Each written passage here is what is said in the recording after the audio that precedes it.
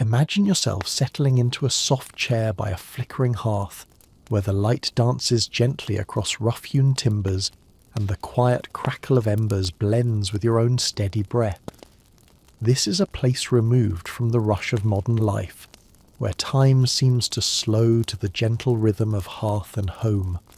Here, we embark upon a journey to the medieval world, that distant era of peasants, lords, feasts and fields, an age both familiar and foreign, calm yet charged with the rhythms of survival.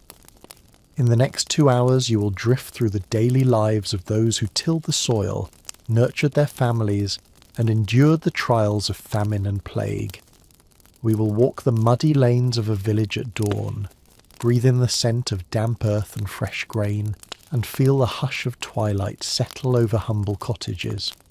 You will witness moments of simple joy, children at play in sunlit meadows, neighbours sharing the warmth of companionship, and you will also glimpse the challenges that shaped every heartbeat, the scarcity of harvest, the shadow of disease, and the weight of obligation to a distant lord. As your guide, I will speak in a measured, soothing tone, inviting you to imagine each scene as if you were there yourself.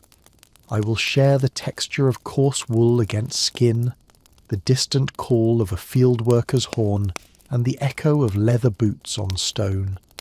At times we will explore stories of individuals whose names have drifted down to us through dusty records, peasants whose courage and creativity wove the fabric of their communities. At others, we will turn to the solemn remnants left behind in ruins and manuscripts, revealing mysteries of medieval belief, art, and the unspoken traditions that shaped daily life. In each segment we shall pause at gentle transitions, from the routines of dawn to midday tasks, from the hush of prayer at vespers to the quiet lamplight that guides weary eyes before sleep. Though we touch upon hardships, harvesting under the threat of famine, confronting the unseen agent of disease, answering to a lord's decree, our tone remains calm, our language measured. We focus on the consequences, the iron resilience of human spirit, and the simple details that connect us across centuries. Allow your eyelids to grow heavy as you listen. Let the cadence of these words become a lullaby, guiding you deeper into rest. In this shared stillness, we honour the lives of those who came before, finding solace in the knowledge that their struggles, small joys and enduring routines were threads in the vast tapestry of history. And as you drift towards sleep, know that these tales of medieval peasants, of fields tilled, hearths warmed, and communities bound by necessity and compassion will gently accompany you like a soft blanket drawn close against the chill of night. Now, let us begin our journey. Close your eyes, settle in, and imagine the first light of a medieval dawn slipping across a quiet village lane. The world of boring history for sleep awaits. Imagine the first pale light of dawn creeping over the horizon, as a thin mist lingers over thatched roofs and tilled fields. The village, still wrapped in overnight quiet, holds its breath before the day begins. You, dear listener, stand at the edge of a muddy lane, where droplets of dew cling to blades of grass and the air is cool with promise. The scent of damp earth mingles with the faint sweetness of wildflowers at the meadow's edge, and you can almost feel the weight of each breath drawn in this ancient landscape. Here in the heart of medieval Europe, life for a peasant family begins long before the sun is high. You hear the gentle creak of a wooden shutter swinging open. Inside, in a low-ceilinged cottage of wattle and daub, the youngest child stirs beneath simple linen covers. The mother, her movements deliberate and unhurried, rises to light a rushlight in a clay holder. The warm glow pushes back shadowy corners, revealing coarse wool blankets folded with care. She smooths stray locks of her child's hair before stepping outside to tend the hearth's embers. The father steps into the yard, wiping sleep from his eyes. His boots, patched many times with scraps of leather, settle into the soft soil. He listens to the high-pitched call of a cock heralding morning, a familiar ritual that signals the time to begin daily tasks. Ahead, the fields lie in long, neat furrows, the rich, black soil turned by hand and plough, waiting for the careful planting or the stubborn harvest. You follow him as he carries a yoke across his shoulders, wooden buckets swinging at either side. The clinking of pails against poles is a quiet rhythm in the stillness. He approaches the well at the centre of the hamlet, its stone walls cool to the touch. The rope unwinds, the bucket dips, and you can almost feel the pull of water as it rises, glistening with early sunlight. He fills one bucket for the hearth, and another for the small vegetable patch he tends behind the cottage. Broad beans, onions and leeks pushing green shoots toward the sky. Beyond the garden, geese honk softly as they shuffle through straw in a simple pen. Chickens peck at scattered grain, and nearby a sow grunts as her piglets nuzzle for warmth. Livestock are both companions and a vital source of sustenance. Eggs, dairy, and when needed, meat. The rhythm of tending animals is woven into every sunrise, every footstep. Inside the cottage, the mother kneads coarse rye dough, her hands pressing firmly against the wooden board. The dough yields under her fingers, releasing a nutty fragrance. She rises, sets the dough aside in a cooled corner to rest, and lights a small fire under a cauldron of water. Soon, the scent of porridge oats simmering begins to fill the cottage, mingling with the faint aroma of smoked fish hanging above the hearth. As you listen, imagine the gentle hiss of steam and the warmth spreading from metal to hand. Outside, children emerge from the cottage's low door. Their bare feet squish softly in the mud but do not deter them. Laughter drifts like a melody across the morning air. One child chases a small brown rabbit along the hedgerow, while two others gather handfuls of wildflowers in a battered basket. Their voices are light, unfettered, moments of innocent joy before the day's labour calls them to work alongside parents or older siblings, gathering acorns or sorting laundry by the stream. The village well becomes a centre of quiet social life. Neighbours exchange greetings in soft tones. Good morrow. May your day be gentle. The words carry warmth, a shared understanding that each family depends on the next. A woman in a simple woolen shift offers a kind nod as she hoists her water bucket. A man with a broad straw hat tips it in acknowledgement. In this gentle exchange you sense the strength of community, an unspoken promise of mutual aid. As the sun crawls higher, shafts of light pierce the mist, illuminating wooden fences, uneven stone paths, and the distant outline of a wood in which villagers have foraged for firewood and foraged in recent days for mushrooms. You feel the gradual warmth on your face, the promise of a new day, and hear the rhythmic calls of a field worker's wooden horn, signalling those who labour in distant plots to start work. Here, amid these simple routines, the heartbeat of medieval peasant life reveals itself. The cyclical nature of chores, the interwoven patterns of family and community, and the constant awareness of seasons and weather. Each action, drawing water, feeding animals, kneading dough, carries weight. Yet in repetition lies comfort, a gentle cadence that guides one from dawn into the realm of productivity and purpose. Now, pause for a moment and imagine the scene stretching before you. A patchwork of thatched roofs, narrow lanes winding between gardens, and ploughed fields reaching toward the skyline. As the sun climbs toward its zenith, the village stirs with hushed energy. The morning mist has lifted, revealing the patchwork of fields and gardens in rich hues, emerald green of young shoots, burnished gold of ripening grains, the deep russet of freshly turned earth. The gentle warmth carries the faint scent of herbs drying on rafters and blossoms tucked into clay pots by doorways. You walk alongside a team of villagers guiding a wooden plough drawn by a sturdy ox. The ox's hide is mottled, muscles flexing beneath coarse hair as it lumbers forward. With each step, its hooves press into the soft soil, turning the earth in a slow, deliberate rhythm. The plough's iron tip slices through the ground, carving neat furrows that stretch in parallel lines toward the horizon. The ploughman's hands are rough, calloused from years of handling the wooden beam, yet his movements are assured. He listens to the ox's steady breathing, adjusts the plough's angle, and murmurs gentle words to keep the animal calm.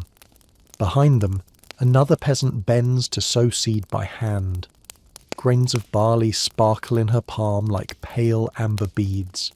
She scatters them methodically, letting each seed slip between fingers, embedding promise beneath the soil's surface.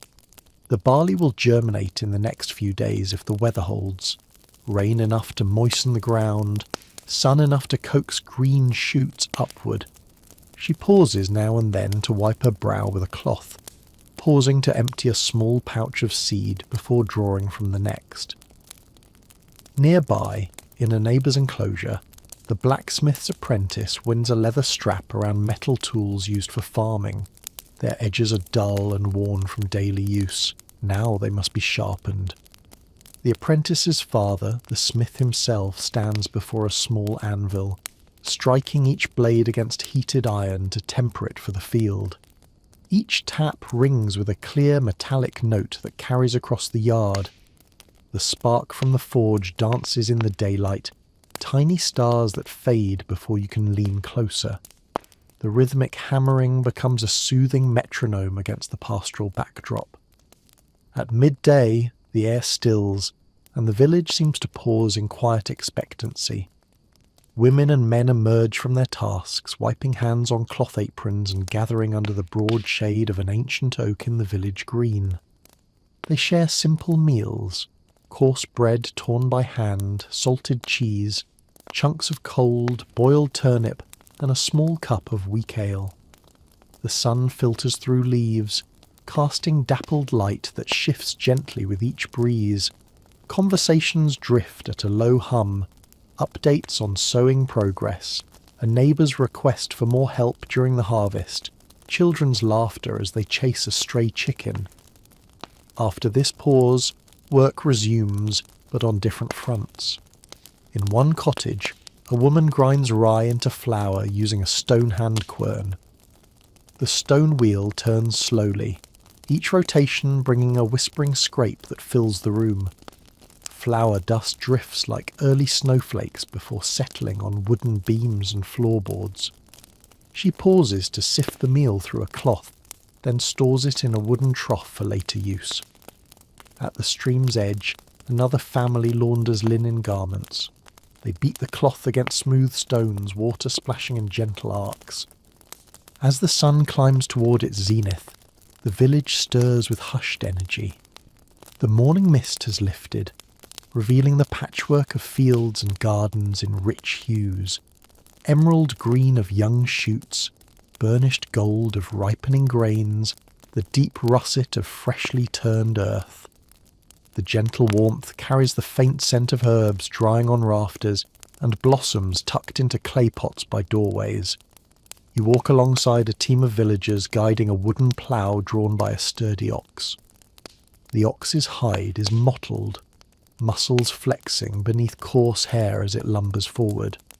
With each step, its hooves press into the soft soil, turning the earth in a slow, deliberate rhythm.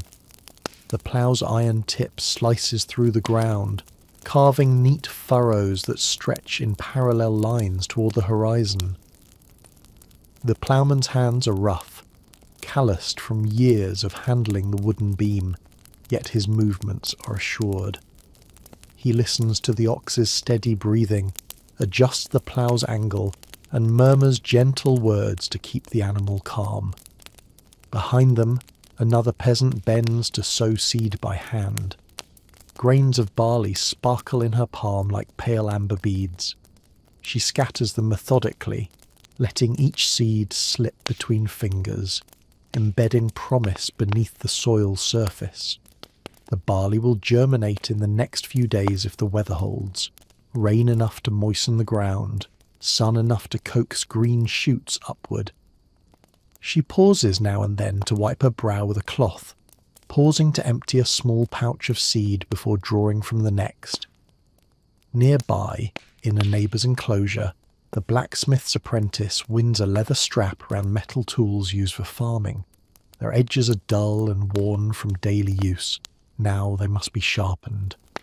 The apprentice's father, the smith himself, stands before a small anvil, striking each blade against heated iron to temper it for the field. Each tap rings with a clear metallic note that carries across the yard.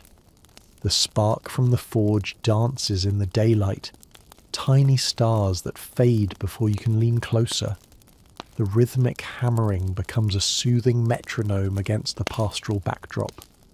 At midday, the air stills and the village seems to pause in quiet expectancy. Women and men emerge from their tasks, wiping hands on cloth aprons and gathering under the broad shade of an ancient oak in the village green.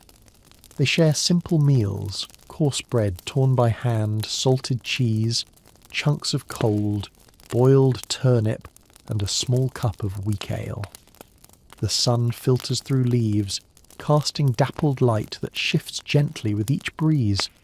Conversations drift at a low hum, updates on sowing progress, a neighbour's request for more help during the harvest, children's laughter as they chase a stray chicken. After this pause, work resumes, but on different fronts. In one cottage, a woman grinds rye into flour using a stone hand quern. The stone wheel turns slowly, each rotation bringing a whispering scrape that fills the room. Flour dust drifts like early snowflakes before settling on wooden beams and floorboards. She pauses to sift the meal through a cloth, then stores it in a wooden trough for later use. At the stream's edge, another family launders linen garments. They beat the cloth against smooth stones, water splashing in gentle arcs. The garments, once stained with mud and sweat, emerge whiter under their careful attention. Nearby, children splash in shallow pools, shrieking softly as the cool water tickles their feet. Back in the fields, the ploughman and sower make their final furrows for the day. The ox is untethered, released to rest and graze on fresh grass. It chews slowly, its tail flicking away flies. The ploughman leans on his tool, wiping sweat from his brow, and takes a long, satisfying draught from a leather water skin. Each breath tastes of fresh air and exertion, a reminder of the symbiotic bond between human, animal, and land. As the afternoon wanes, you observe smoke rising from hearths as evening meals are prepared, stews simmering with root vegetables, a small hunk of salted pork, and herbs for seasoning. These aromas drift on the breeze, weaving together the sense of labour and comfort. The day's toil is drawing to a close, but in each simple act, the turn of soil, the grind of grain, the shared meal, there lies a tapestry of routines that has sustained families for generations. Allow these images to settle as you draw another measured breath. Feel the sun's warmth easing into a gentle glow upon the land, and let the rhythmic patterns of daily life in a medieval village guide you toward deeper relaxation. As the golden light of late afternoon filters through cloud-touched sky, the village enters a quieter phase. The clamour of morning chores has softened into gentle activity.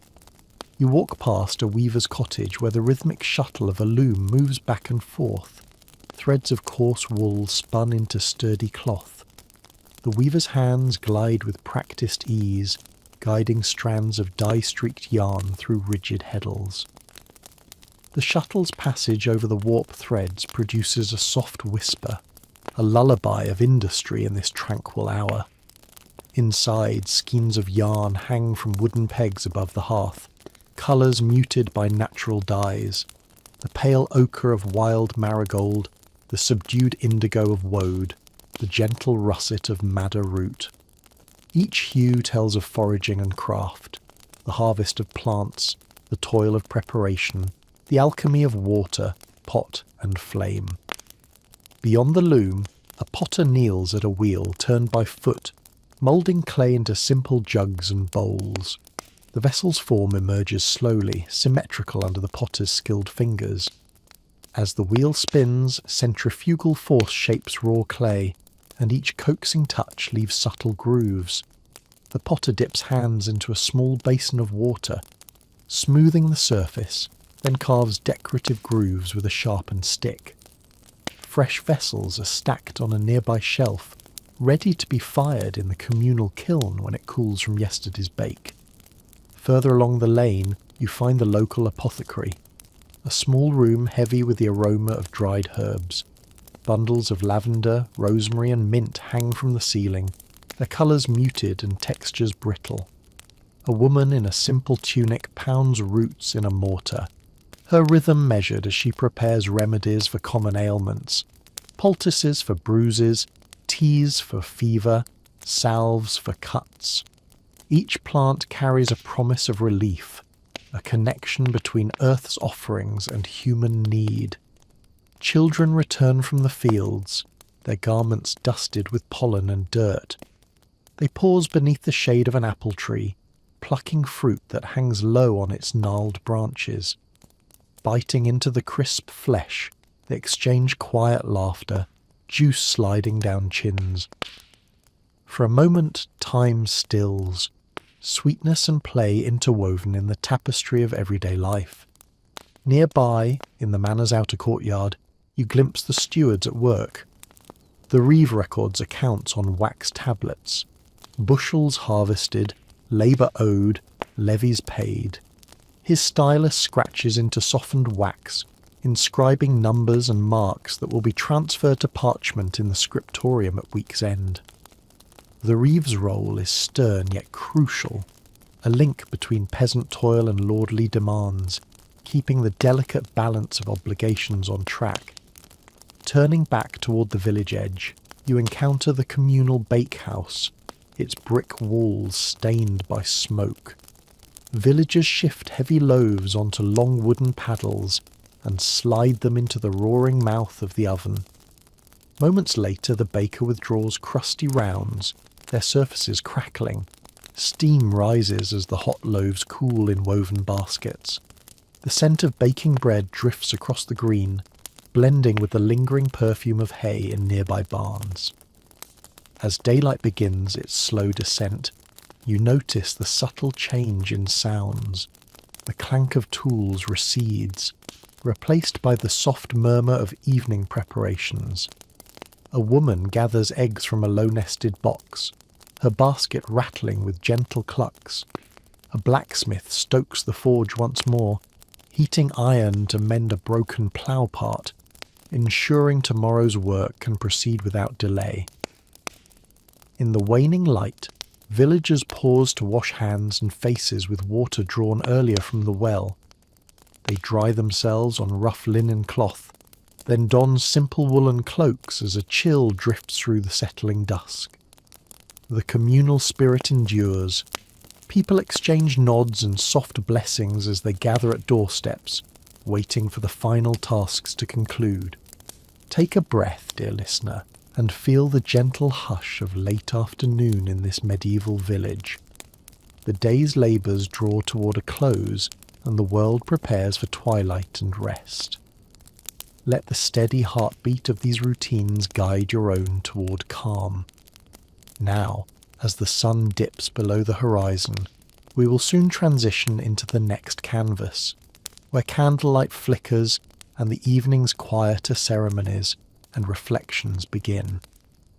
As dusk blankets the village in a dusky blue hush, lanterns and rushlights flicker to life within each cottage. Their gentle glow spills through low windows, painting soft lantern-shaped halos on worn pathways. You step into the cool evening air and notice how shadows lengthen, coalescing into the embrace of night. Inside the central hall of the largest cottage, a family gathers around a simple wooden table. The hearth fire, now carefully banked, radiates a soft warmth. A pot of pottage simmers in the hearth's embers, vegetables, hardy greens, and shreds of salted meat mingling in a fragrant broth. The mother ladles portions into wooden bowls. The father passes loaf of bread, its crust still warm from the communal oven. You imagine lifting a bowl to your lips, feeling the gentle heat and tasting the earthy flavours that speak of sunlit fields and patient growth. Around them, shadows dance on the walls as the fire flickers. A goat bleats softly in its pen outside, and distant church bells toll the hour of vespers, their low peals echoing across the silent fields. The melody is neither joyous nor mournful, simply a reminder of time's passage and the rhythm of human lives bound to faith and custom. After the meal, the family settles by the hearth. The mother spins wool into yarn, her spindle turning with quiet diligence. The soft click of wood on wood is a lullaby in itself. The children, their faces flushed with contentment, rest against straw-stuffed mats. One child's steady breathing speaks of nearing slumber, even as another softly hums a simple tune. Outside, the night watcher makes his rounds. Cloaked in hooded wool, he patrols the outskirts with lantern in hand, ensuring the safety of livestock and watching for wandering wolves or petty thieves. His footsteps are soft against trampled grass, and his voice carries a gentle murmur, a murmur of reassurance rather than alarm. In the final moments of this segment, imagine the village as a living organism breathing slowly in the night. Each cottage is a cell of warmth, each hearth a pulse sending waves of comfort outward. The wind whispers through thatch and timber, crickets begin their ceaseless chorus, the moon casts pale silver upon the gardens and fields. As you listen, your own breathing slows to match this nocturnal rhythm. The details of daily life, the sowing of seeds, the shaping of clay, the turning of cloth, give way to a unified tapestry of calm and continuity. The villagers rest, secure in the knowledge that morning will bring familiar work, shared burdens and simple joys. Allow this vision of medieval nights to drift through your mind like embers from a dying fire. Feel the day's labours yield to restful quiet, the cycle complete. And as your eyelids grow heavier, remember that these routines, unbroken and elemental, have lulled countless generations toward rest. In the next segment, we will shift focus from these communal rhythms to the story of one remarkable individual whose life encapsulated both the hardship and resilience of medieval existence. But for now, remain in the calming embrace of a village at peace under moonlit skies. Imagine a cool dawn braced by stone walls rather than timber. In the year of our Lord 1320, within the ramparts of a modest keep that guards the fertile plains of Flanders, a newborn daughter arrives into a world governed by feudal oaths and the clatter of armoured riders. Her name is Jean, though in the years to come history will call her Jean of Flanders. Today she is swaddled in linen beside her mother's side, her wails soft and urgent, echoing faintly through candle-lit corridors.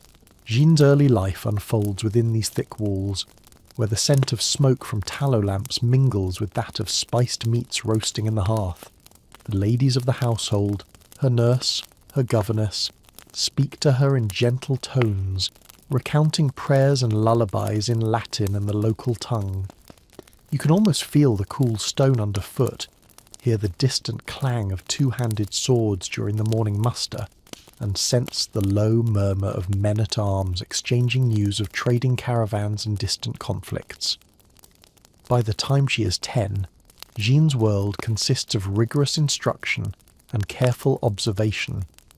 Each morning she rises before sunrise, her silken shifts rustling against cold flagstone.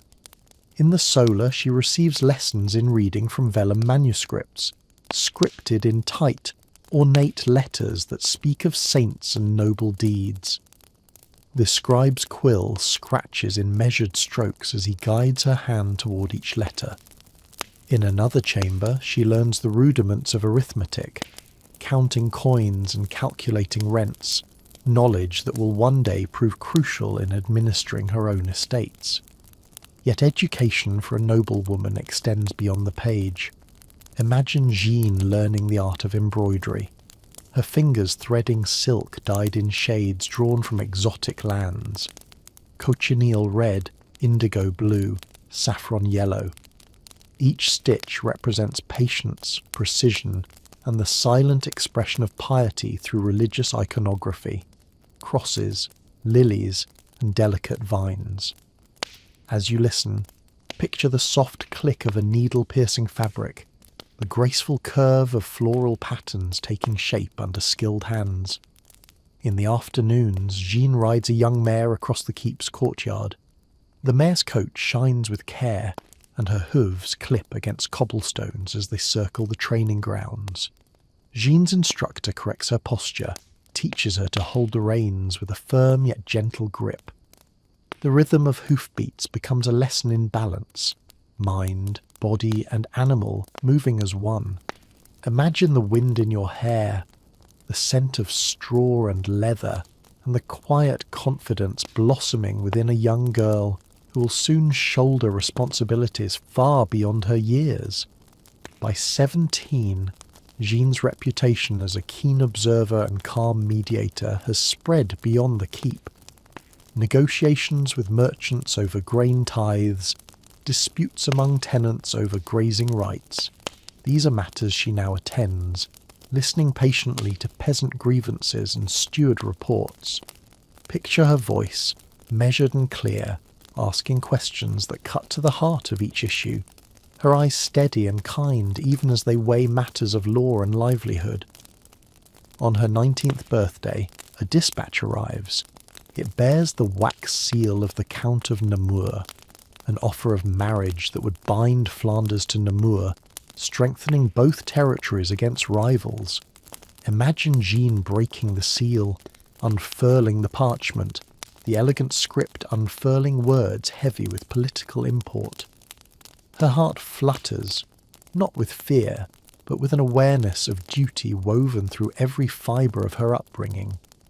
The union promises stability for her people, but will also carry her across unfamiliar lands to a new court, where her every move will be watched and weighed. Feel the soft ache of anticipation that stirs within Jean. Her gaze drifts beyond the keep's walls to the rolling fields of Flanders and the slender towers on the horizon where Namarist banners flutter.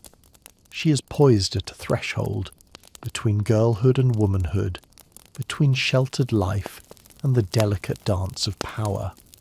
And though doubts may flicker in quiet moments, a steady resolve anchors her spirit, an early sign of the steadfastness that will define her life's journey. By the spring of 1329, Jean of Flanders was wed to John of Montfort, a union designed not of love but of strategy. Their marriage was sealed in a solemn ceremony beneath the vaulted ceiling of a small stone chapel, the air thick with incense and whispered Latin prayers. Cloaked in crimson silk and veiled in fine gauze, Jean accepted her new role with grace. Her gloved hand rested gently in John's as the priest invoked blessings, while witnesses from both courts looked on, eyes keen with expectation. The castle of Hennebont, where Jean would reside, stood amid rolling green hills and narrow, twisting streets that wound through the village below. Its walls were moss-touched and stoic, weathered by sea winds and years of watchful peace. Within its sturdy halls, Jean began to manage her new household. She oversaw the keep's storerooms, ensuring reserves of salted fish, rye grain, and dried fruit were adequate. She maintained order among the kitchen staff, seamstresses, scribes, and pages, each of whom found her both firm and fair. You can imagine her sitting by an open window, the breeze stirring parchment and scattering petals from a vase of spring blooms, as she listens to petitions from villagers. A tenant seeking aid after a storm damaged his roof, a widow requesting to reclaim land lost through misrecorded tithes. Jean listens with the attentiveness of a woman raised not to rule, yet born to lead. In 1341, her life changed again. The death of Duke John III of Brittany without a clear heir led to a fierce succession crisis. Her husband, John of Montfort, claimed the ducal title through his half-brother's line, challenging the claim of Charles of Blois, supported by the powerful French crown. What followed was the beginning of the Breton War of Succession. Suddenly, Jeanne found herself not merely a noble consort, but the key figure in a dangerous power struggle. When John was captured and imprisoned by his rivals, it was Jeanne who assumed leadership. The image of her striding through the halls of Hennebont in armour, sword at her side, is no myth. It is historical fact attested by chroniclers. Picture her standing at the battlements as enemy forces approached, her cloak flaring behind her, wind catching the edge of a banner above. Below, the walls were lined with archers, and the courtyard buzzed with anxious murmurs. Jeanne moved with calm resolve, ordering defences, comforting her people, and organising the town stores. She was not merely reacting, she was strategizing. In one of her most well-known actions, Jeanne led a sortie against the besieging army. Exiting the castle under cover of darkness with a small band of knights, she raided the enemy camp, setting fires and causing panic before returning safely to her fortified town. Imagine the cool air of night, the muffled hoofbeats on soft ground, the flickering blaze of sudden fire. This was the world Jeanne navigated with clarity and resolve. Even in siege, she remained connected to her people. She walked the halls where the sick and wounded were tended, encouraged the garrison, and managed the dwindling supplies with steady hands. At night, she prayed in the small chapel off the inner courtyard, the stone cool beneath her knees, candlelight flickering against the vaulted ceiling. Relief came eventually. Reinforcements from England landed on the coast, lifting the siege. Jeanne's determination had preserved Hennebont against overwhelming odds. Her bravery earned her admiration even among her enemies. Chroniclers did not call her shrill or reckless, but praised her courage, wisdom, and unfailing composure. She would spend the remaining years of her life continuing to advocate for her son's claim to Brittany, even as the conflict ebbed and flowed. Though political tides shifted and power was ever uncertain, Jeanne's steadfastness never wavered. Her later years were quieter, though marked by illness and the final move to England. She passed away not as a forgotten noblewoman, but as a figure whose actions shaped a generation of resistance. Jeanne of Flanders remains a rare example of female military leadership in medieval Europe, not through violence alone, but through presence, planning, and perseverance. Her story lives on in the quiet strength she showed each day, in the walls she defended, and in the legacy she left for her people. Following her husband's imprisonment in the lifting of the siege of Hennebont, Jeanne of Flanders entered a phase of life marked by both reflection and persistent activity. She remained deeply engaged in efforts to secure the future of her son, John of Montfort the Younger, as rightful Duke of Brittany. Though the sound of swords had faded for a time, the true weight of governance pressed upon her with renewed gravity. You might imagine her now older, perhaps in her late 30s, seated in a high-backed oak chair, fingers laced together as she listens to messengers bearing news from the countryside. The hearth glows dimly behind her, casting a soft orange hue across the flagstone floor. She wears a gown of dark wool, heavy with the formality of mourning and modesty, but still edged with the fine embroidery she never fully abandoned. Her eyes remain sharp, and her words are chosen with care. During these years, Jeanne turned much of her attention to managing what remained of the Montfortist alliance.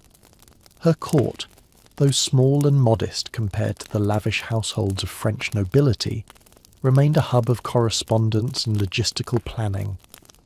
She directed supplies to fortresses still loyal to her cause, ensured the continuity of taxes and tolls in Montfortist regions, and upheld alliances with sympathetic Breton nobles and English envoys.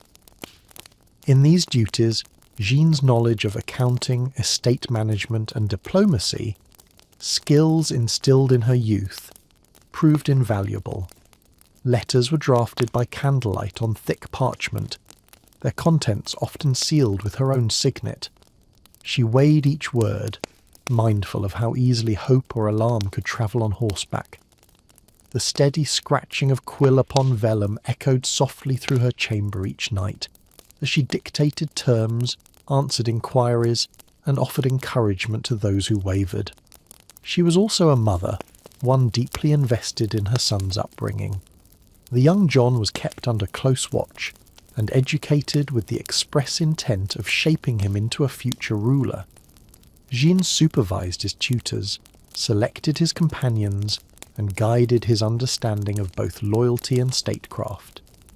When he fell ill, she kept vigil by his bedside, holding cool cloths to his forehead and murmuring old prayers learned in her childhood. Jeanne's later correspondence reveals a philosophical tone, graceful yet burdened. One surviving letter, likely addressed to a noblewoman ally, speaks of her hopes not for victory, but for justice and peace. You can almost hear the quiet of the night around her as she composes it, the ink drying on lines written not with triumph, but with dignity. Yet peace was elusive.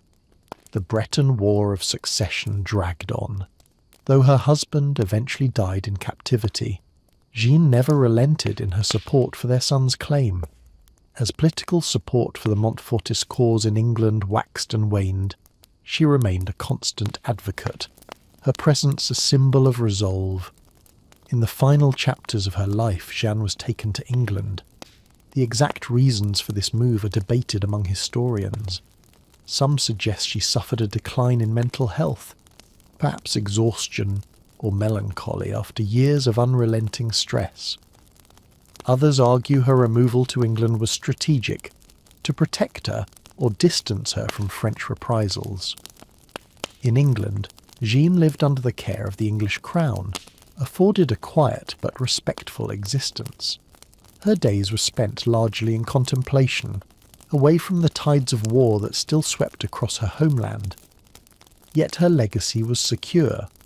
When her son, John V, finally claimed the Duchy of Brittany, it was due in no small part to the foundation Jeanne had laid. Picture her now, older still, resting near a window where sunlight warms the stone sill. She watches birds flutter in the hedgerows beyond, fingers idly tracing the edge of her sleeve. A servant brings warm broth. A scribe arranges papers nearby. Her world has shrunk, yet her influence endures in every dispatch, every alliance, every heart steeled by her example. Jeanne of Flanders did not fit the mould of her time. She did not rule by inheritance or royal decree, but through necessity, courage, and unwavering duty. Her name may not be etched on great monuments, but in the quiet places, in old letters, fortified walls and remembered oaths, her presence lingers. And as we bring this segment to a close, let the story of Jeanne's quiet strength ease your thoughts. Breathe in the calm of her legacy, where dignity resides not in spectacle, but in steadfastness, and where the most enduring victories are sometimes won not in battle, but in resolve. Soon, we will turn our attention to another facet of medieval life, an exploration of mysteries, beliefs, and material remnants. But for now, let Jeanne's story linger like the fading echo of a chapel bell across a sleepy Breton hilltop. As we reflect upon the life of Jean of Flanders, let the echoes of her story settle like gentle ripples across a calm pond. From her humble beginnings within the stone walls of a Flemish keep to the tumultuous years of war and stewardship, Jean's journey reveals the quiet power of resolve shaped by duty and compassion. Imagine her once more, standing on the battlements of Hennebont under a cool dawn sky, her gaze fixed on lands torn by conflict yet bound by loyalty to her people. Her legacy resides not in grand monuments or row upon row of carved names, but in the steadiness with which she met each challenge. In the hush of early morning, when she walked among stores of grain and salted fish, ensuring no family went without. In the soft rustle of silk embroidery beneath her skilled fingers. In the clear, firm voice that quelled panic among defenders and soothed the anxious murmurs of villagers. These moments, though simple, form the fabric of her lasting influence. Jean's life teaches us that leadership can unfold in many forms. In counsel offered by candlelight, in the meticulous care of estate accounts, and in the courageous stand taken when all seems lost. She held fast to principles of justice, tempered by empathy and guided by the understanding that true authority arises from service to others. Let her example guide your own breath now, steady, purposeful, serene. With each inhalation, draw in the essence of her courage. With each exhalation, release any tension, imagining it carried away on the Breton wind that once swept through her corridors.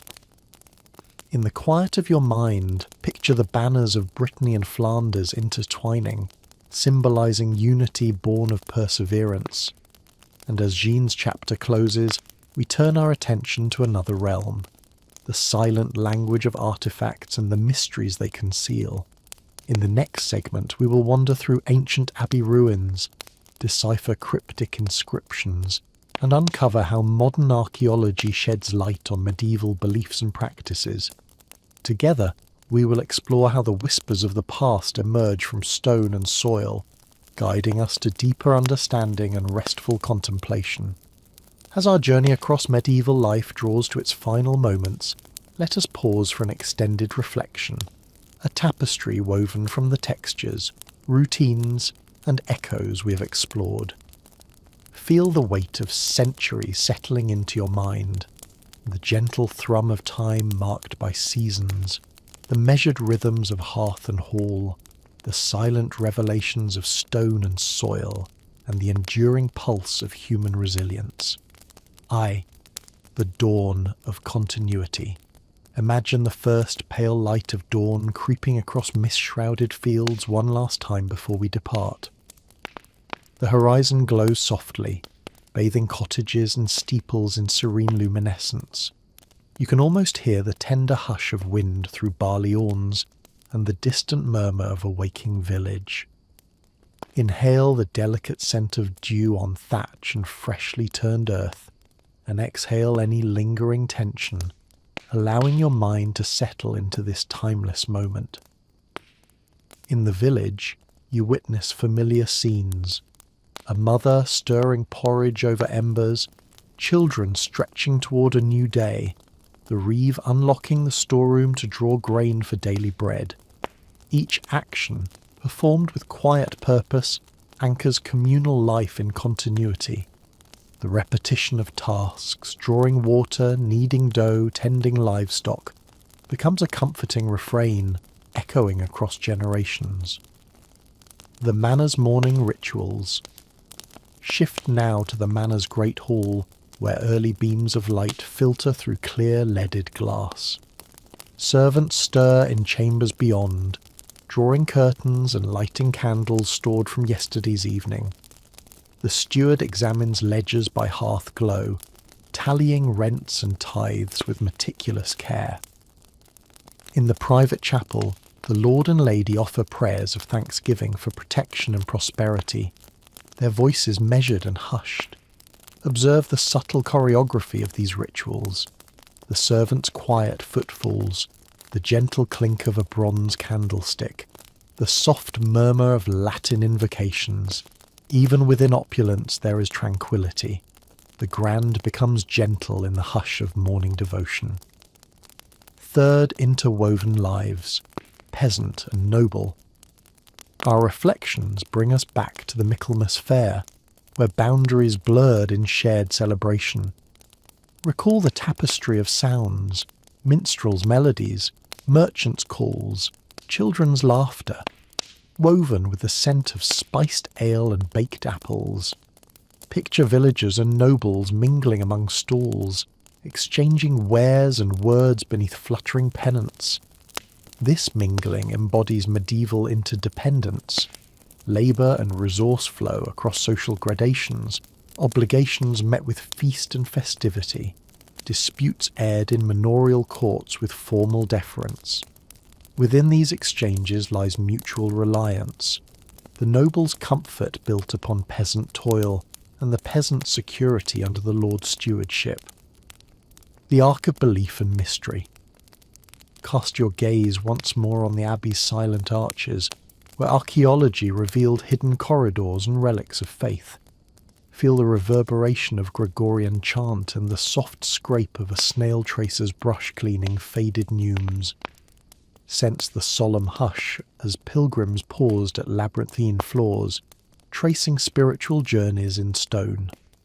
In each carved capital, each painted tessera, each weathered manuscript fragment, there flows a common thread, the quest for continuity between earth and eternity, the human impulse to connect with something beyond oneself. This interplay of the sacred and the everyday resonates with us still, a reminder that our present breathes with echoes of the past. Jean of Flanders, a liminal legacy. Consider the life of Jean, whose story threaded personal duty into the larger tapestry of war and governance. Her leadership, born of siege and stewardship, was quiet yet resolute. Picture her in late twilight, pacing the battlements of Hennebont, candlelight flickering on her armour, her gaze steady over fields she vowed to protect. Jean's legacy is not one of ostentation but of steadfastness.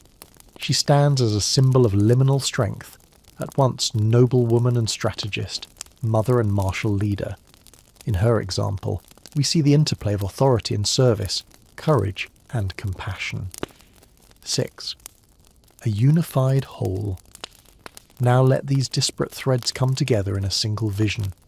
Envision a vast panorama, rolling fields under an open sky, a distant abbey spire kissing the clouds, a manor silhouette perched atop a gentle rise, cottages clustered among orchards and gardens. In this panorama, figures move through daily routines, peasants digging furrows, blacksmiths shaping iron, monks chanting vespers, and Steiner-laced travellers tracing pilgrim routes. Feel the underlying harmony, the interplay of tasks and rituals, academia and agriculture, faith and function. Each element supports the next, creating a cohesive world where every life, no matter its station, contributes to a shared legacy. Beyond the abbey's silent halls, the surrounding landscape conceals further enigmas waiting to be unveiled. Soft mounds in a grassy field hint at a forgotten cemetery, where weathered headstones stand like sentinels of stone. Archaeologists approach with reverence, mapping the positions of graves with surveying equipment, while bioarchaeologists prepare to gently exhume skeletal remains. These bones, though silent, hold stories within their marrow, tales of diet, disease, and daily labour. Imagine bioarchaeologists carefully brushing soil from a long-buried femur, noting signs of healed fractures and wear patterns. Analysis of isotopes in tooth enamel reveals that some individuals grew up far from the abbey, their roots stretching to distant regions of medieval Europe. Others show signs of malnutrition in childhood, thin cortical bones speaking of lean years and scarce harvests. Even the smallest skull fragment can yield DNA fragments, whispering of lineage and ancestral origins. Nearby, Soil samples are collected for paleoethnobotanical study. Microscopes in the lab will later reveal charred wheat grains, grape pips, and herb pollen, painting a picture of monastic gardens and the diet of those who lived here. You can almost taste the tang of grape wine sipped during a quiet evening and the faint bitterness of hops that flavoured daily ale. In the midst of these scientific endeavours, local legends persist. Villagers speak of secret passages beneath the abbey's foundations, tunnels used to hide relics or spirit away dissenters. Metal detectors sweep the ground slowly, beeping softly at buried nails and ancient coins scattered by time. Each signal draws careful attention. A hammered silver penny from the reign of Edward III, a copper token used by pilgrims seeking indulgence, small artefacts that connect faith and commerce, hope and necessity. Amid the ruin, scholars discover fragments of manuscript in a collapsed scriptorium. The faded script suggests liturgical texts, perhaps choir books used by monks at Vesper services. Conservators in the field cover these fragments with protective cloths and prepare them for transport.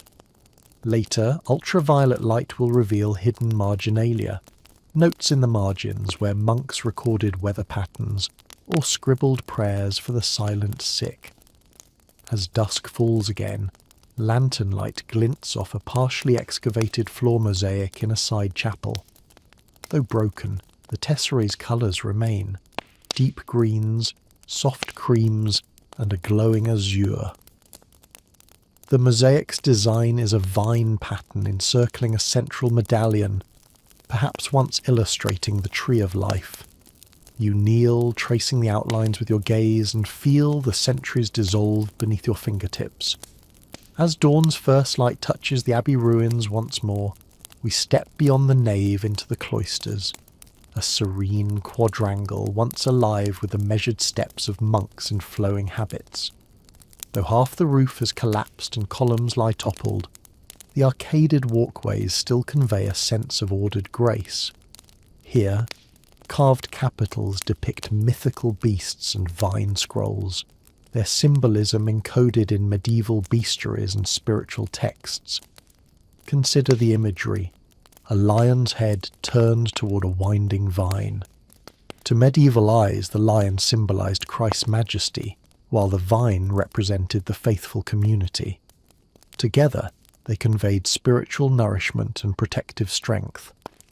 Archaeologists photograph each carving, capturing subtle details worn smooth by centuries of wind and rain. In labs, historians cross-reference these images with illuminated manuscripts, matching patterns and iconography to trace artisans' workshops and regional styles. On the courtyard floor, archaeologists uncover a section of painted tiles, bright geometric patterns in rust red and cream. They carefully lift each tile, numbering and cataloguing its position. Later, conservators will reassemble these fragments, reconstructing sections of the cloister pavement. Through this process, we glimpse the aesthetic world monks inhabited, a world where colour and design reinforced meditation, every step through the cloister a prayer in motion. Beneath the cloister, in a damp undercroft, ground-penetrating radar has revealed a hidden chamber. Entering with lanterns, researchers find the low-ceiling space lined with stone benches, perhaps a medieval dormitory or storage area.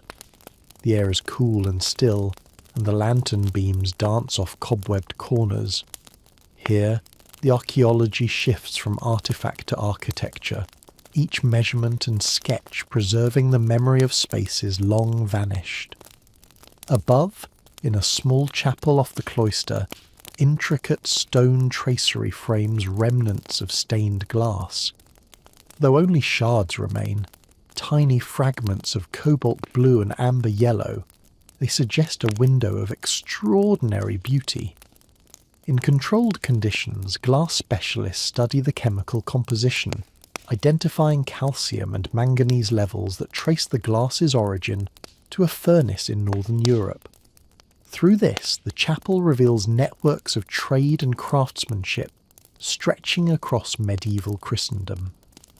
Outside the abbey walls, a shallow trench exposes an earlier occupation layer, pottery shards from the 9th century before the abbey's founding. These coarse wares speak of a rural settlement, its inhabitants predecessors to the monastic community.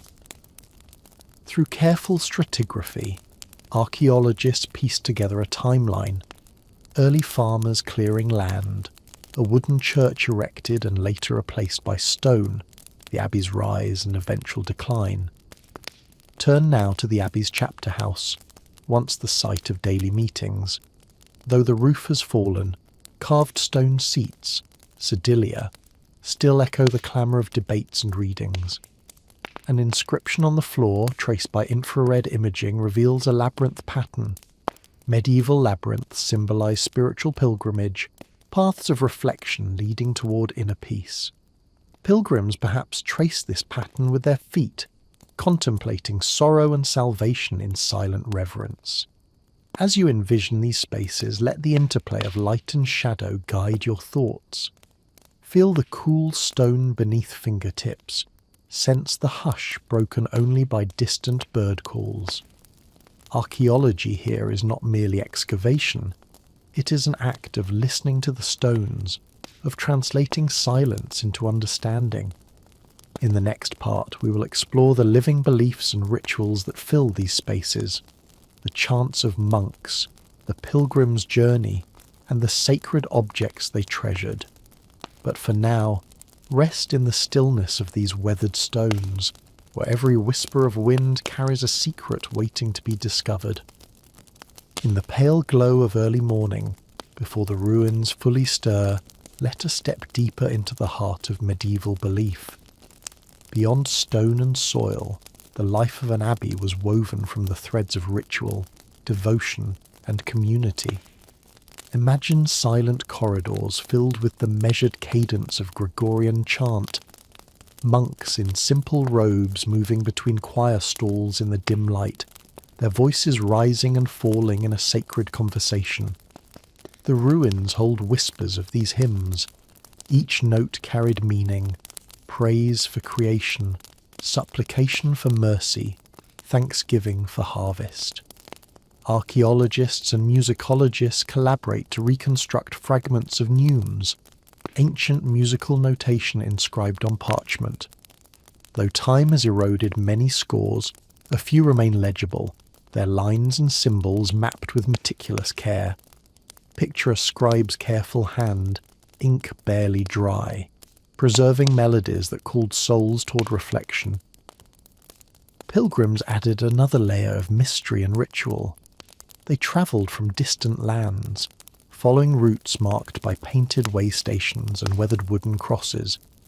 Pilgrim badges, small lead tokens bearing saintly images, wash up from excavated soil and are studied under magnification.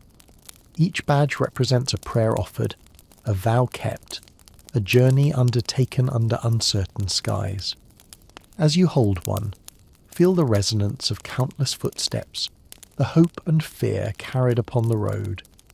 Within the abbey, relics were treasured, fragments of saints' bones, pieces of cloth touched by holy hands. Reliquaries crafted of gilded metal and precious stones once stood on altars, sealed with intricate locks to honour their sacred contents. Archaeologists find fragments of these boxes, tiny hinges, gilded filigree, glass shards that once revealed a sacred interior. Even in ruin, they radiate the faith that inspired them. The labyrinth in the chapter house floor invites us to reflect on life's pilgrimage. Imagine walking its path, footfall by footfall, tracing loops until the journey's centre. Pilgrims and monks alike used labyrinths as tools of meditation, symbolic journeys inward. Infrared surveys reveal the ancient paving beneath centuries of debris. Conservators strengthen the remaining stones to preserve the design's integrity. In these silent spaces, belief and belonging intertwined. The abbey was not merely a building, it was a living tapestry of prayer, labour and learning. Manuscripts copied in scriptoriums preserved classical texts and theological treatises, linking past and present. Garden herbs grown in cloistered garth sustained the sick and flavoured the daily gruel.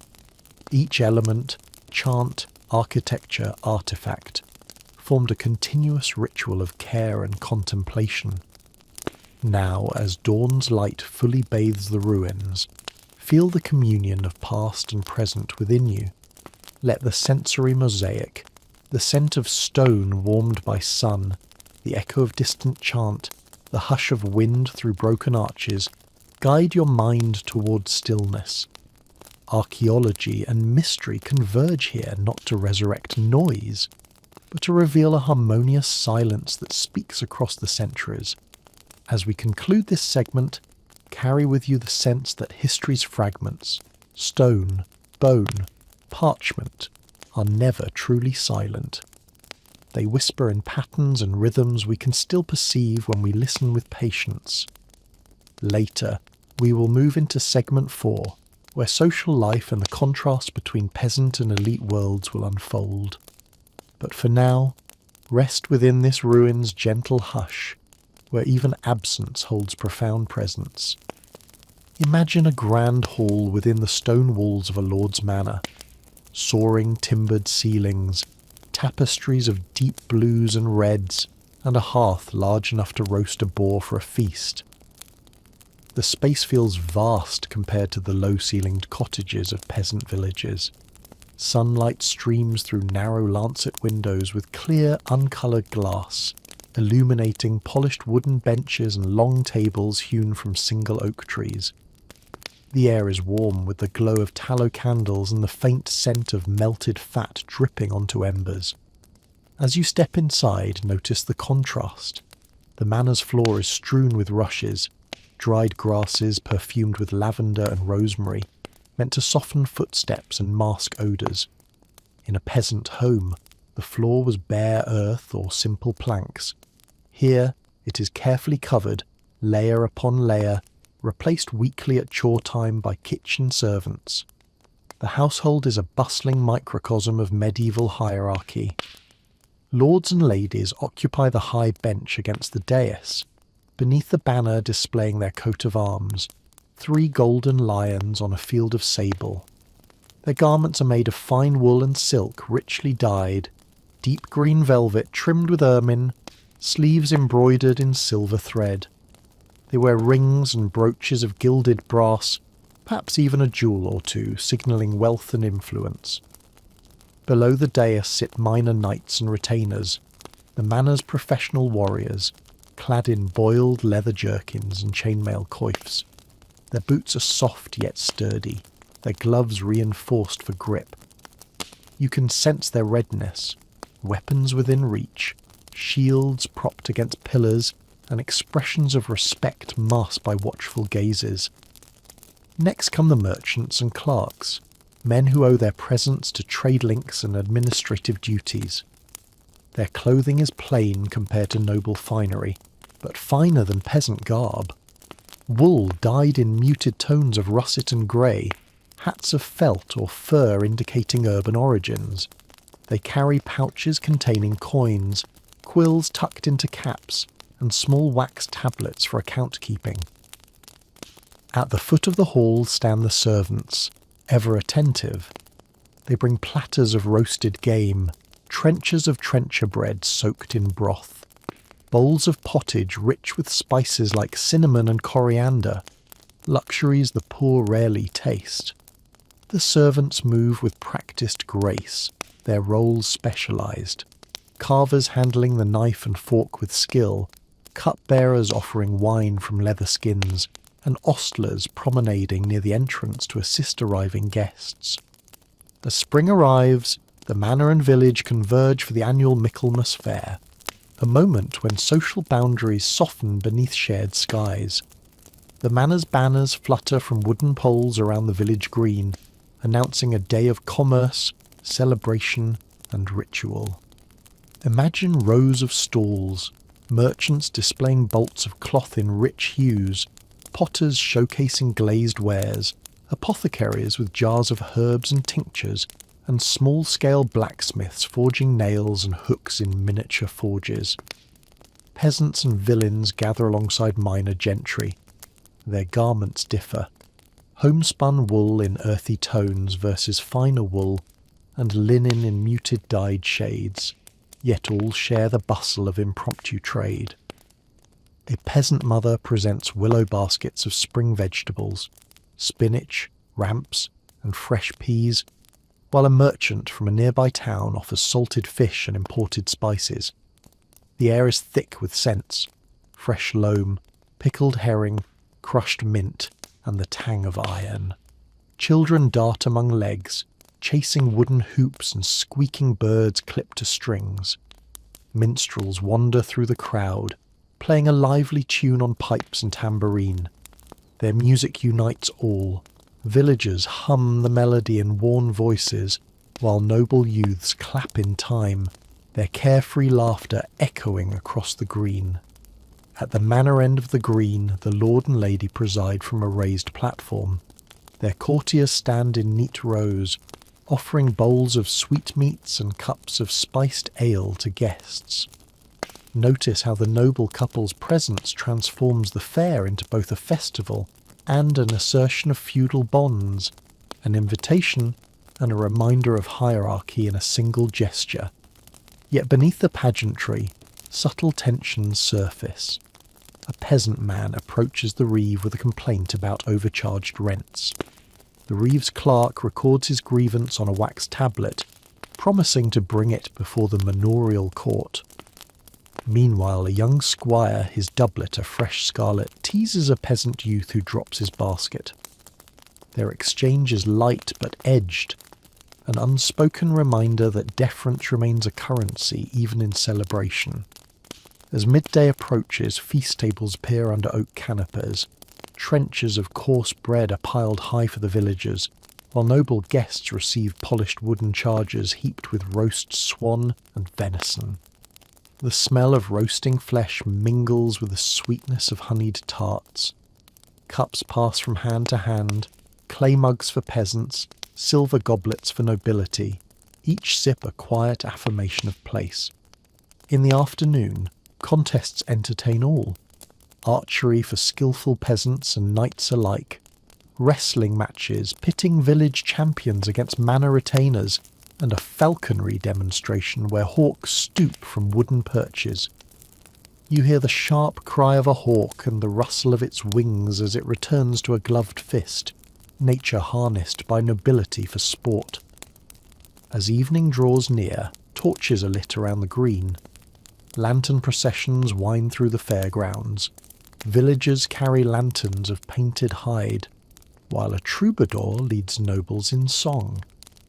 Though the dances differ, peasant circle dances versus noble pavans, the music binds them in a shared rhythm, a seasonal ritual where differences remain yet are gently bridged by communal celebration. Allow the echo of drum beats and laughter to settle like twilight. Here, in the space between harvest and hardship, the lives of lord and peasant intersect in fleeting harmony. The fair concludes with a fireworks-like display of coloured smoke, achieved by burning damp straw stained with dyes, filling the dusky sky with swirling hues. Imagine the villagers' wide-eyed awe, the noble onlookers' composed smiles, and the shared moment of wonder that, however brief, transcends station. Soon we will explore the final segment, contrasting daily village life with elite spaces to draw gentle reflections on medieval society's layered tapestry.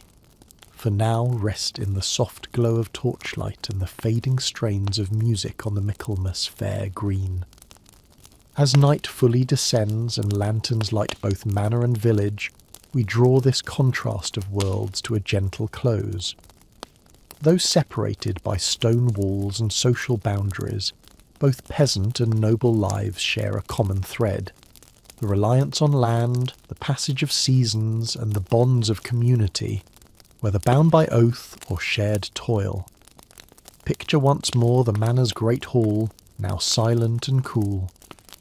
The long tables stand empty, save for a few discarded goblets and crumbs on polished wood. Above, tapestry images of hunting scenes and ancestral crests rest in quiet relief.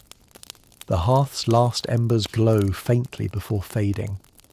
In the servants' quarters beyond, a candle's light flickers in small windows, brief glimpses of life continuing behind the grand facades. Walk now through the gate and across the dew-slick grass toward the village's cluster of cottages. The glow of firelight flickers through low windows, children's faces just visible as they settle onto straw-filled mattresses. Smoke rises from small chimneys, carrying the scent of burning wood and evening stew. Outside, the faint sound of a dog's bark echoes once, then stillness returns. In these quiet moments, consider how the same moon guides both worlds through shared darkness. The lord and the peasant alike gaze upward, finding comfort in familiar constellations. Both whisper prayers, some in Latin, some in the local tongue, seeking protection and blessings for the dawn to come. The peasant's dawn begins with shoe leather against cold earth. The noble awakens to the soft rustle of silk and velvet. Yet each day's tasks, tending animals, preparing food, overseeing lands, reflect parallel rhythms of responsibility and care. Both worlds depend upon cooperation. The noble's wealth rests upon the peasant's labour, and the peasant's security upon the noble's protection and stewardship. Though the Michaelmas fair united them in festivity, and the church offered a shared space of worship, the daily realities diverged. Yet in the tapestry of medieval life, divergence and unity exist side by side, each thread essential to the pattern's integrity. Let this understanding soothe your mind, the diversity of human experience bound by the universal longing for sustenance, community, and purpose. The layers of status and custom that defined medieval society also created a delicate interdependence, a balance of rights and obligations that echoes across time.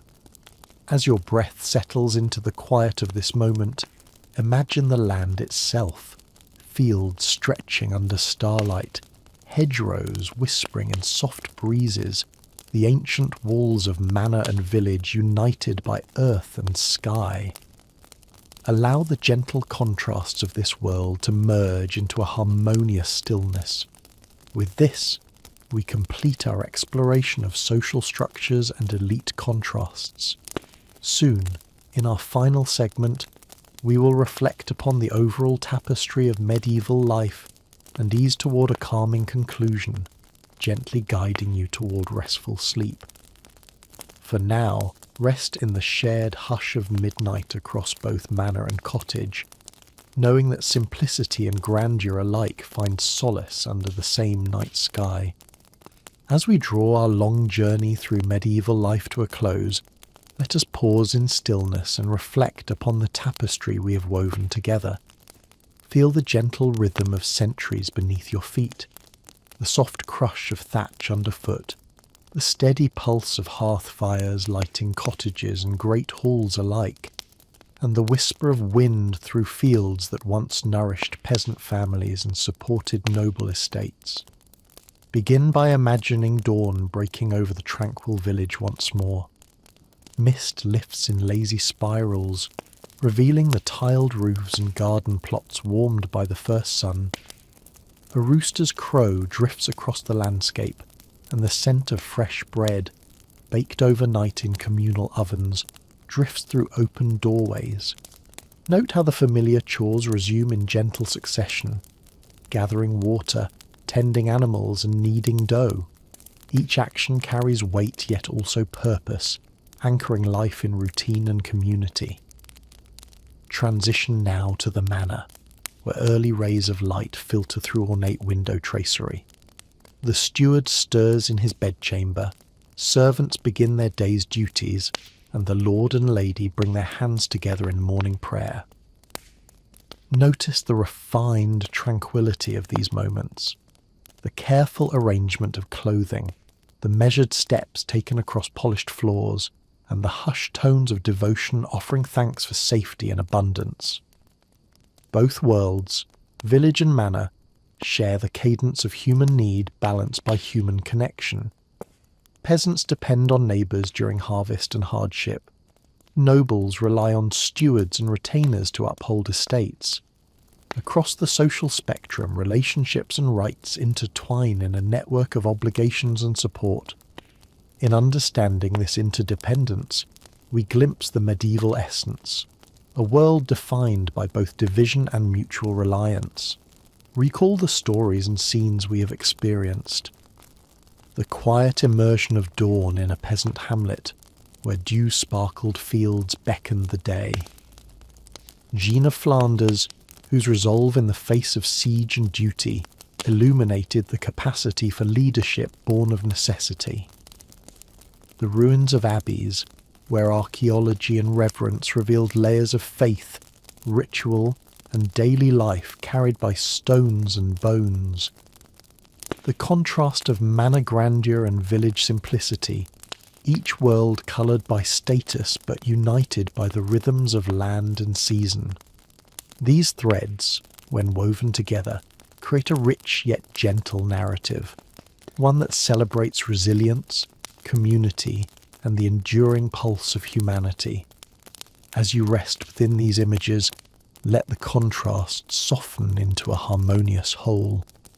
The fields and halls, the ruins and banners, the loom and the chalice, all are part of a shared landscape of hope and perseverance. Jaskier. Now let us linger on the themes that have guided our journey. Throughout these canvases we have witnessed the ebb and flow of medieval existence, the measured cadence of daily chores, the unwavering resolve of a noble leader, the hushed revelations of archaeology, and the layered interplay between village and manor. Each segment has invited you to imagine the textures of life, felt in woolen cloth, tasted in porridge and ale, heard in distant bells and crackling hearths. In this final reflection, consider the harmony found within contrasts. The peasant's world of cyclical labour and communal bonds coexisted with the lord's domain of ceremony and hierarchy. Yet both worlds depended upon the same seasons, the same soil, and the same faith. The medieval abbey, at once sacred hub and archaeological treasure, stood at the intersection of labour and devotion. Jean of Flanders embodied leadership born of necessity, bridging private duty and public resilience. Picture these elements merging into a single tapestry. The threads are not uniform. They vary in hue and texture, yet together they form a cohesive whole. Imagine running your fingers across this imagined cloth, feeling the subtle differences in weave and fibre, but recognizing the strength of the fabric as a whole. Our journey across time has been gentle and unhurried. Allow your mind to hold a final vision, a landscape at dawn, dew on barley fields stretching toward an abbey spire, the distant silhouette of a manor on a rise. Within this panorama, human stories of toil, faith, governance and community weave seamlessly into nature's rhythms. As you prepare to drift into sleep, anchor yourself in the knowledge that history's heartbeat continues within you. The lullaby of ploughs turning earth, the echo of a strategic decree, the soft scrape of a trowel in dusty ruin, the ceremonial hush of a candlelit hall, all these resonate in memory and imagination. Take a final deep breath, drawing in the cool air of medieval mornings. Exhale slowly, releasing any remnants of modern haste. Inhale the calm commitment of a peasant rising to daily chores. Exhale into the quiet dignity of noble reflection. With each breath, slip further into rest. In the hush of night, let these stories settle around you like a warm cloak. May the resilience, simplicity, and devotion of medieval lives accompany your dreams, guiding you toward a peaceful dawn, good night, and sleep well. Now let us linger on the themes that have guided our journey.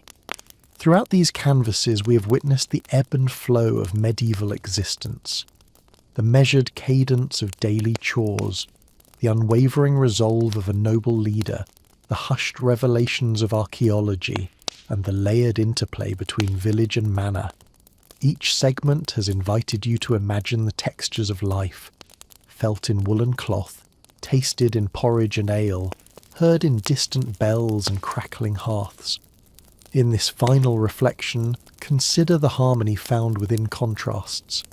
The peasant's world of cyclical labour and communal bonds coexisted with the lord's domain of ceremony and hierarchy. Yet both worlds depended upon the same seasons, the same soil, and the same faith. The medieval abbey, at once sacred hub and archaeological treasure, stood at the intersection of labour and devotion. Jeanne of Flanders embodied leadership born of necessity, bridging private duty and public resilience. Picture these elements merging into a single tapestry. The threads are not uniform. They vary in hue and texture, yet together they form a cohesive whole. Imagine running your fingers across this imagined cloth, feeling the subtle differences in weave and fibre, but recognizing the strength of the fabric as a whole. Our journey across time has been gentle and unhurried. Allow your mind to hold a final vision, a landscape at dawn, dew on barley fields stretching toward an abbey spire, the distant silhouette of a manor on a rise. Within this panorama, human stories of toil, faith, governance and community weave seamlessly into nature's rhythms. As you prepare to drift into sleep, anchor yourself in the knowledge that history's heartbeat continues within you. The lullaby of ploughs turning earth, the echo of a strategic decree, the soft scrape of a trowel in dusty ruin, the ceremonial hush of a candlelit hall, all these resonate in memory and imagination. Take a final deep breath, drawing in the cool air of medieval mornings. Exhale slowly, releasing any remnants of modern haste. Inhale the calm commitment of a peasant rising to daily chores. Exhale into the quiet dignity of noble reflection. With each breath, slip further into rest. In the hush of night, let these stories settle around you like a warm cloak. May the resilience, simplicity and devotion of medieval lives accompany your dreams, guiding you toward a peaceful dawn. Good night and sleep well.